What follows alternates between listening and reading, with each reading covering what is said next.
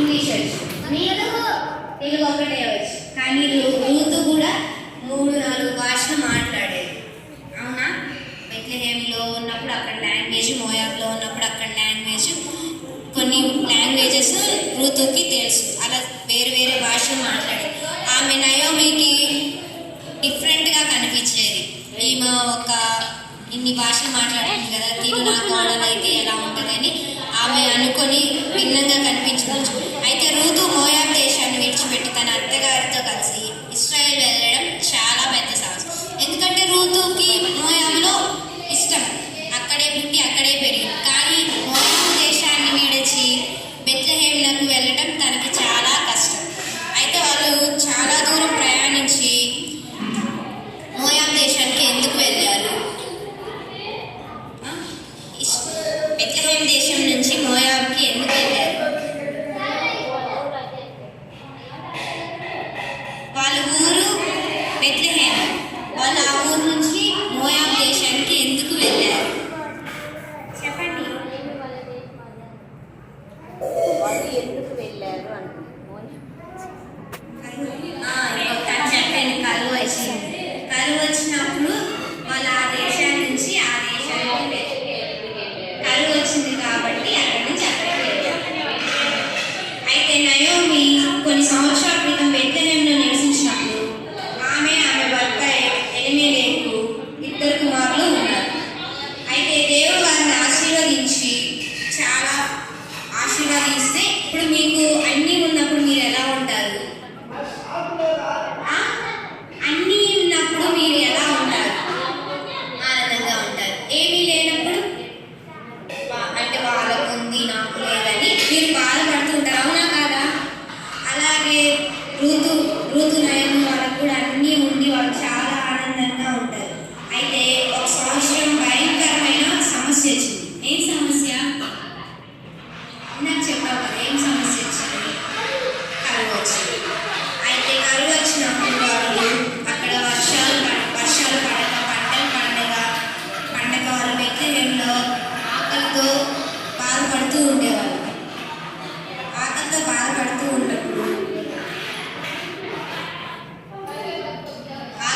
చాలా బాధపడుతూ ఉంటారు. అయితే వాళ్ళు బాధపడుతూ ఉన్నప్పుడు ఏం జరిగిందో చూద్దాం.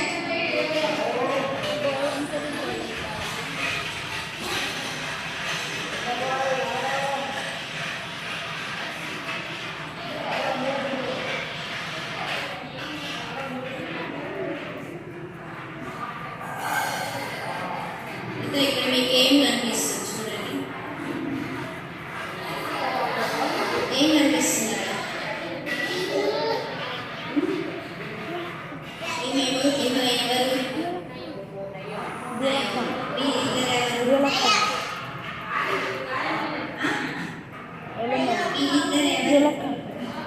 ఎవరు? వాళ్ళ కొడుకులు వాళ్ళ హస్బెండ్ అందరూ కలిసి ఎలీమెలెకు మరియు నయోమి తన 2 కుమారులు అందరూ కలిసి బెత్లెహేం దేశం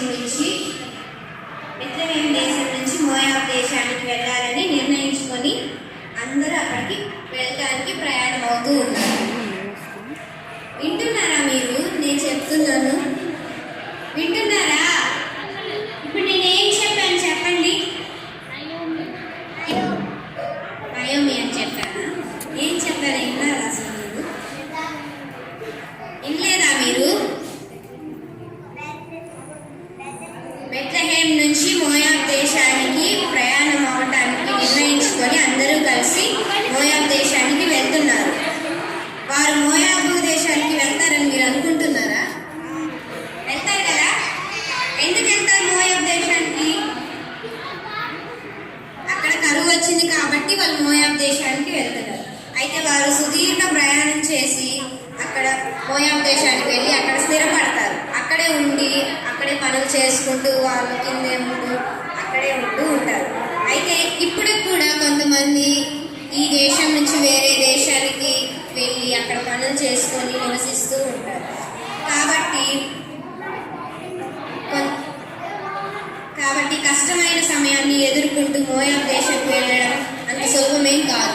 కాబట్టి వాళ్ళు అందరూ కలిసి మోయాబ్ దేశానికి వెళ్తారు. ఫస్ట్ వెళ్ళిన కొత్తలంతా బాగానే ఉంది. కొన్ని సంవత్సరాల తర్వాత అక్కడ వాళ్ళకి ఒక విషాదకరమైన సంఘటన జరిగింది. ఏం జరిగింది?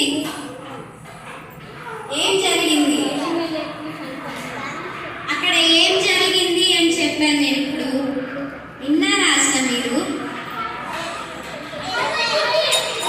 కరువు కాదు నేను చెప్పింది. అక్కడ ఒక విషాదకరమైన సంఘటన జరిగింది. ఏం జరిగింది? ఫస్ట్ నయోమి భర్త చనిపోయారు, తర్వాత కొడుకులు చనిపోయారు. అయితే మొదట ఆయన నయోమి వాళ్ళ హస్బెండ్ చనిపోయాడు, ఎలిమెలెకు చనిపోయాడు. తర్వాత కొంతకాలానికి 2 కుమారులు మోయాబుకు చెందిన స్త్రీని వివాహం చేసుకుంటారు. వాళ్ళ 2 కోడళ్ళ పేర్లు ఎవరైనా చెప్తారా?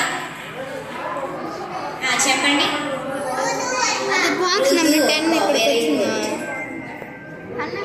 అయితే వాళ్ళ 2 కొడుకులకి పెళ్లి చేసినప్పుడు వాళ్ళ భార్యలు రూతు, ఓర్పా అందరూ కలిసి ఆ మోయాబ్లో ఎన్ని సంవత్సరాలు నివసించారు మోయాబ్లో. తర్వాత వాళ్ళ కొడుకులు చనిపోతారు 10 సంవత్సరాలు. మీరు కింద నుంచి చెప్పారు కదా, అవును కదా, మీరు కింద వచ్చి ఇప్పుడు చెప్తున్నారు ఆన్సర్స్. 10 సంవత్సరాలు మోయాబు దేశంలో వాళ్ళు నివసించి తరువాత నయోమి 2 కుమారులు చనిపోతారు. అప్పుడు వాళ్ళకి చాలా బాధగా అనిపించింది. కాబట్టి ఇలా ఎందుకు చనిపోతారో మీకు తెలుసా? మనుషులు తెలీదా? మీరు కింద వచ్చారు కదా, మీరు చెప్పండి. అయితే ఎందుకు చనిపోతారు? పాపం. హలో కూర్చోమ్మా. పాపము అనేది మన ఆది నుంచి ఆదాము హవ్వలు చేసిన దగ్గర నుంచి మనకి పాపము ఉండేది. అయితే మానవులు దేవునికి అవిధేయత చూపినప్పుడు, అంటే దేవుని మాట విననప్పుడు పాపం ప్రపంచంలోనికి ప్రవేశించింది. పాపం అనేది మీరు ఆలోచించి చెప్పే లేదా ఏదైనా దేవుని చట్టాలంటే మీకు వ్యతిరేకంగా ఉన్నాయి అని దేవుడికి నచ్చిన పనులు ఏవి చేసినా దేవుడికి ఇష్టం లేనివి ఏవైనా పాపం కిందే వస్తాయి. మీకు తెలుసా పాపం అంటే ఏంటో? ఏంటి చెప్పు. పాపం అంటే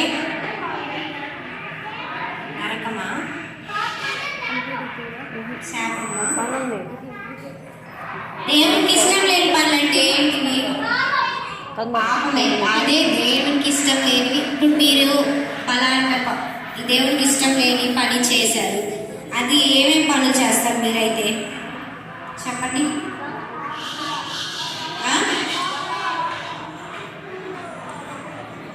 చెప్పండి. అబద్ధాలు, వెరీ గుడ్. అబద్ధాలు ఆడటం, దొంగతనం చేయటం, మీది కానిది ఏదైనా మోసం చేయటం, మీది కానిది ఏదైనా మీరు తీసుకొని ఇది నాది అని చెప్పటం, అవన్నీ పాపమా కాదా? పాపమే కదా, దేవునికి ఇష్టం లేని పనులే కదా, అవునా కాదా? చెప్పండి. కాబట్టి పాపం వలన శిక్ష ఏంటి? పాపం వలన శిక్ష ఏంటి? నేను చెప్పిండ్రు కదా. ఇక్కడ నువ్వు ఇక్కడ కూర్చో. ఇక్కడ పాపం వలన శిక్ష ఏంటి? మరణం. Very good. దేవుడు శిక్ష మరణం అని చెప్పాడా లేదా? చెప్పాడు కదా. కాబట్టి మరణం అనేది ఎప్పుడు వస్తుంది చెప్పండి? మరణం అనేది ఎప్పుడు వస్తుంది? ఇప్పుడు ముసలి వాళ్ళు అయినాక మరణం వస్తుంది, అవునా కాదా? అవునా కాదా? అసలు వృద్ధాప్యం ఎందుకు వస్తుంది? దేవుడు బైబిల్లో చెప్పాడు కదా, వృద్ధాప్యం చెందుతుంది మరియు చనిపోతారు అని దేవుడు చెప్పాడా లేదా? రోమా 5:12 దేవుడు చెప్పాడు, మానవునికి వృద్ధాప్యం సంభవిస్తుంది, ఆ తర్వాత చనిపోతారు అని. అయితే మనం చనిపోయినా కానీ మన లోపల ఉన్న వ్యక్తి మాత్రం శాశ్వతంగా జీవిస్తాడు. అదేంటి చెప్పండి? ఏం చెప్పండి? ఆత్మ. Very good. కాబట్టి దేవుడు ఆత్మని బతికిస్తాడు. కాబట్టి ఆత్మ దేవుని దగ్గరికి వెళ్తుంది. అప్పుడు నువ్వు చేసిన తప్పులు పాపాలన్నీ దేవుడికి నచ్చినవన్నీ పనులు చేసినప్పుడు నువ్వు ఎక్కడికి వెళ్తావు? నరకానికి వెళ్తారు. కాబట్టి మీరు దేవుడికి ఇష్టం లేని పనులు చేస్తారా? చేయరు. కాబట్టి దేవుడు పాపంలో మనం ఉండకుండా దేవుడు మన కొరకు సిలువలో మరణించి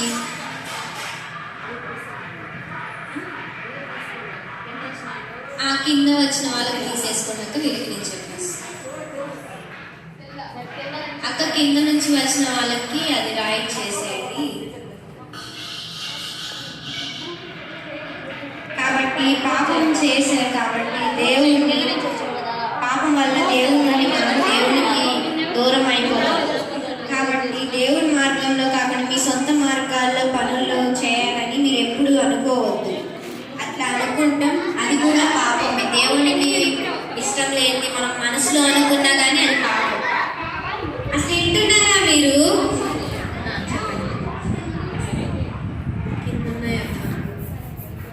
కింద అవునా కదా?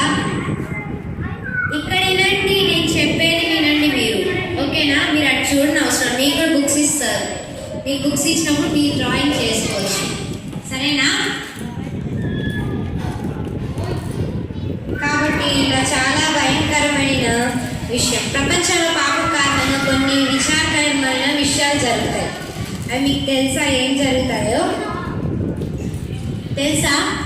ఇప్పుడు నయోమికి ఏం జరిగింది? నష్టం జరిగింది. అదే ఏం నష్టం జరిగింది? వాళ్ళ హస్బెండ్, 2 కొడుకులు చనిపోయారు. కాబట్టి నయోమి మరియు ఆమె కోడళ్ళు చాలా బాధపడతారు. నయోమి ఎంత ఒంటరిగా ఫీల్ అయి ఉంటుందో కదా, అవునా కాదా?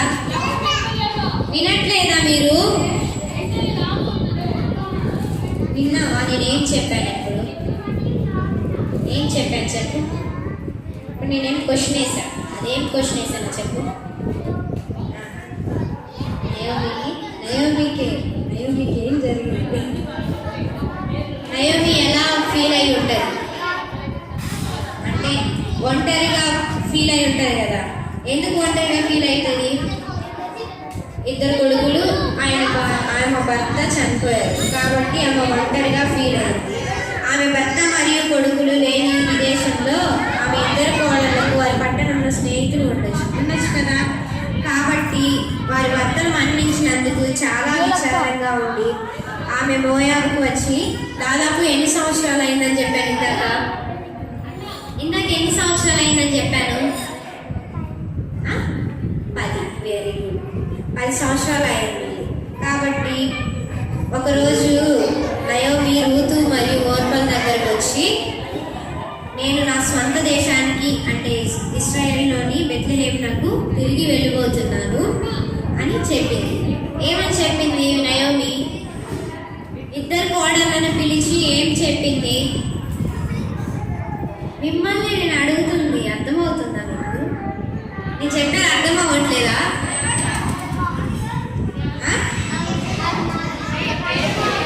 అర్థమవుతుంది కదా ఏం చెప్పాను నేను ఇప్పుడు? 2 కోడళ్ళను పిలిచి ఏం చెప్పింది నయోమి? స్వంత దేశానికి వెళ్తున్నాను అని చెప్పింది. ఆమె అలా ఎందుకు నిర్ణయించుకుంది? చనిపోయారు కాబట్టి. వాళ్ళు చనిపోయిన మోయాబ్ దేశంలో కాబట్టి తన సొంత దేశానికి వెళ్ళాలని నిర్ణయించుకుంది. కాబట్టి ఇశ్రాయేల్ తిరిగి వచ్చిన ప్రజలకు అక్కడ ఆహారం కూడా ఇస్తున్నారని అక్కడ రాజు అనౌన్స్మెంట్ చేయించారు. ఆహారం ఇశ్రాయేల్ దేశానికి తిరిగి వచ్చిన వాళ్ళందరికీ ఆహారాన్ని ఇస్తారు అని చెప్పినప్పుడు రూతు మరియు ఓర్పలు మేము కూడా మీతో వస్తాము అని నయోమితో చెప్పి 2 కలిసి చెప్తారు. కాబట్టి వారు అన్నీ వాళ్ళకి కావాల్సిన వస్తువులన్నీ సర్దుకొని మోయాబ్ దేశం నుంచి బెత్లెహేమునకు వెళ్తారు.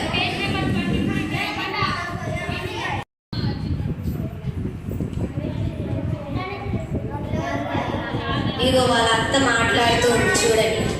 2 కోడళ్ళను పిలిచి వాళ్ళకి ఏమని చెప్తుంది? ఇప్పుడు నేను చెప్పాను కదా ఏమని చెప్తుంది చెప్పండి. మా సొంత దేశానికి నేను వెళ్తున్నాను, మీరు కూడా వస్తారా అని అడిగినప్పుడు కొంచెం సేపు నడిచిన తర్వాత వాళ్ళ ఇద్దరు కోడళ్ళ వైపు చూసి మీరు నా పట్ల చాలా ప్రేమగా ఉన్నారు. అయితే ఇప్పుడు మోయాబ్ దేశంలో మీ సొంత జీవితానికి తిరిగి వెళ్ళండి.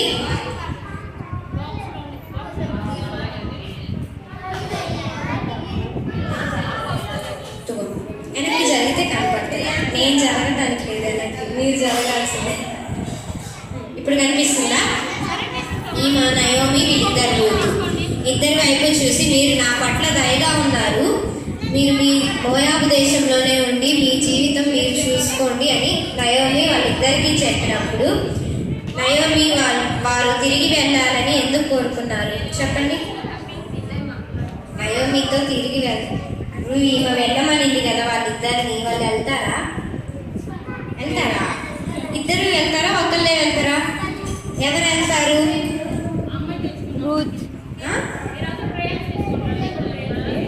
వెళ్ళి మీరు మళ్ళీ పెళ్లి చేసుకోండి, మీ స్వంత కుటుంబాలను కలిగి ఉండండి అని నయోమి ఇద్దరు కోడళ్ళకి చెప్తుంది. కానీ వాళ్ళు అలా చాలాసేపు మాట్లాడుకున్నప్పుడు చివరిగా ఈమె ఓర్ప నయోమిని ముద్దు పెట్టుకొని ఆమె ఇంటి నుండి ఆమె నయోమి దగ్గర నుంచి వాళ్ళ ఇంటికి వెళ్ళిపోతుంది. కాబట్టి నయోమితో ఉన్నది ఎవరు? రూతు నయోమితో ఉండి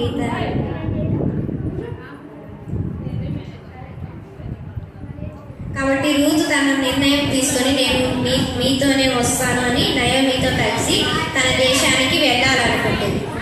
కాబట్టి నయోమి దేవుణ్ణి నమ్మింది కాబట్టి ఆమె ఇకపై మోయాబు ప్రజల్లో అబద్ధ దేవుళ్ళు ఉంటారు, కానీ వాళ్ళని నయోమి నమ్మదు. కాబట్టి మోయాబు ప్రజల దేవుళ్ళని నేను నమ్మలేదు. రూతు కూడా నాతో జీవితాంతం కలిసి ఉండాలని ఎంపిక చేసుకుంది. బైబిల్ ద్వారా మనకు ఒకే ఒక్క నిజమైన సజీవ దేవుడు ఎవరు? బైబిల్లో మనకి సజీవమైన దేవుడు ఎవరు? యేసు. కాబట్టి ప్రజలందరినీ దేవుడు ప్రేమిస్తున్నాడా లేదా? మిమ్మల్ని ప్రేమిస్తాడా? ఆయన పరిపూర్ణుడు అంటే ఏంటి? ఆయనలో ఏ తప్పు లేదు. కాబట్టి మీ పట్ల ఆయన ప్రేమ పరిపూర్ణమైనది. ఆయన ఏ తప్పు చేయలేదు. కాబట్టి ఆయన ఎన్నోసార్లు మనం చేసిన తప్పులను, మనం చేసే అబద్ధాలన్నింటినీ క్షమించి ఆయన నిన్ను ప్రేమిస్తున్నారు. మరి మీరు కూడా ప్రేమిస్తారా? ఆయన్ని ప్రేమిస్తారు. కాబట్టి రూతు కూడా నయోమి ప్రేమించిన దేవుణ్ణి నిజమైన దేవునిగా విశ్వసించి ఆమె కూడా మన దేవుణ్ణి నమ్ముకుంది. అవునా కాదా? కాబట్టి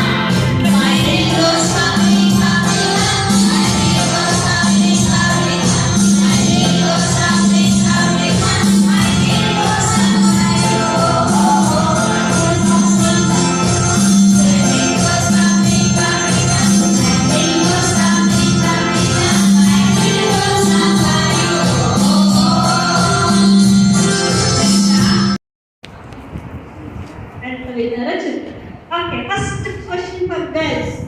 Girls, ready? Sir. నిన్న విన్న పాఠంలో ఎత్త తన ఇంట్లో నుంచి ఎందుకు వెళ్ళిపోయాడు? తెలిస్తే చేయాలి.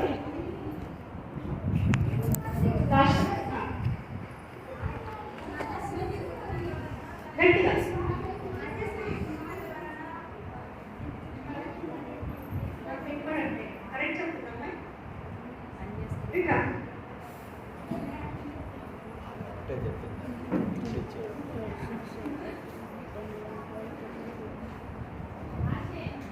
చెప్పమ్మా.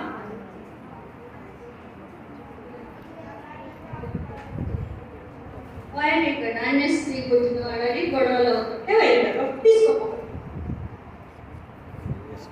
ఒకటి బయట అయ్యా 1000 points. గర్ల్స్ కి 1000 points. ఇప్పుడు బాయ్స్ కి క్వశ్చన్. సరే మరి అక్కడ నుంచి బయలుదేరి ఏ దేశానికి పారిపోయాడు?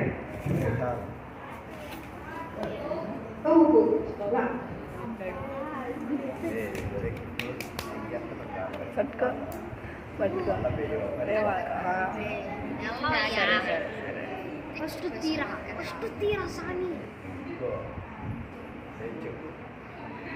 500 points. Boys ki 500 points, girls ki 1000 points. Okay, ఇప్పుడు మళ్ళీ ఫస్ట్ అడిగి మళ్ళీ ఎత్తాని ఎందుకు మళ్ళీ రమ్మని పిలిచాడు? నేను ఎవరు ఫస్ట్ చేస్తున్నారో వాడినాడు.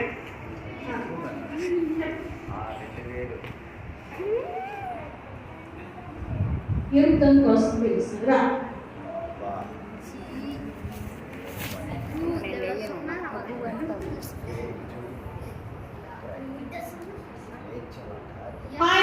points. Girls ki 1500 points, boys ki 500 points, boys ki first.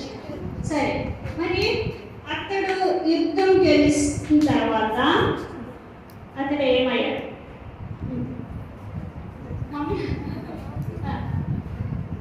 ఏమయ్యాడు? రాసేయరా?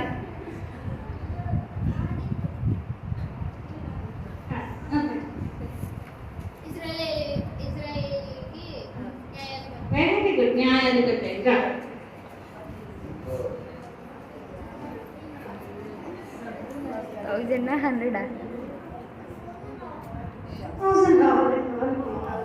1000 ఈక్వల్ అయ్యారు, ఈక్వల్ పాయింట్స్ అన్నారు. ఇప్పుడు మళ్ళీ మీకు క్వశ్చన్ గర్ల్స్ కి. ఓకే గర్ల్స్ మరి ఈ రోజు విన్న పాఠంలో రూతు ఏ దేశానికి చెందిన వ్యక్తి? మోయాబిరాల్. ఊరికి చేరుకుని మోయాబిరాల్. మోయాబిరాల్.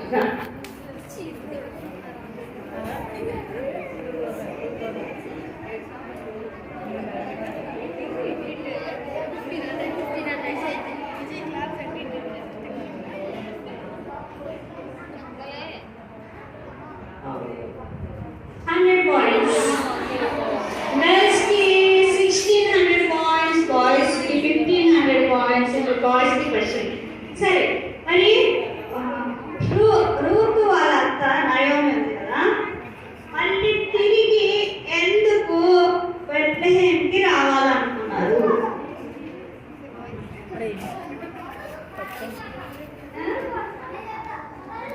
మీరు కూర్చోండి, ఫస్ట్ కూర్చోమా. క్వశ్చన్ సరిగ్గా వినండి, మీ మమ్మీ వాళ్ళని అడగకూడదు. చేయొద్దాలి, మీకు ఆన్సర్ తెలిస్తే చేయొద్దండి. చేతులు తెచ్చండి first.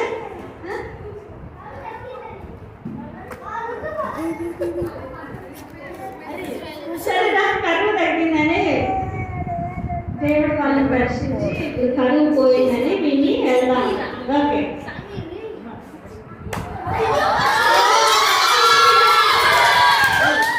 1000 points, 2500 boys ki 1600 girls ki.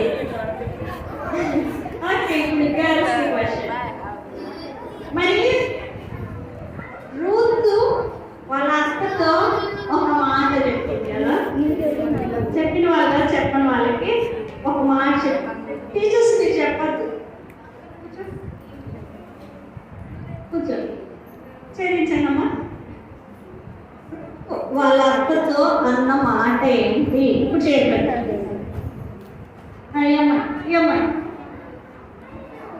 ఎవరు అడిగితే నేను ఇవ్వను, అక్కడ చాలా మంది చేస్తారు. తెలుసా నీకు? చెప్పు. తెలియదు.